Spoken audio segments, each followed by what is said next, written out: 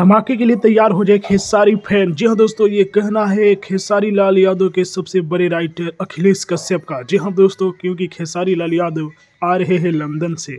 जी हाँ दोस्तों, बता दूं कि उनका तेल गाना जो कि 10 मिलियन व्यूज प्राप्त करके 2 नंबर ट्रेंडिंग पर है और एक बड़ा इतिहास रच दिया है।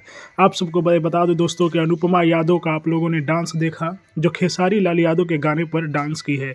आप सबको बता दूं कि अनुपमा यादव पवन सिंह की गायिका थी, लेकिन इन दिनों पवन सिंह और अनुपमा यादव के बीच में खटमट चल रहा है, जिस वजह से खेसारी लाल यादव अनुपमा यादव को मौका देंगे। जी हाँ दोस्तों, आप लोगों को बता दूं कि हसीना गाना में अनुपमा यादव का ही और खेसारी लाल यादव का आवाज़ था। जी हाँ दोस्तों, तो एक बार फिर से यह जोड़ी के में आने वाला है एक बड़ा गाना। जी हाँ दोस्तों, अखिलेश कश्यप का कहना है कि बड़ा धमाका होगा जैसे ही लंदन से खेसारी लाल आएंगे।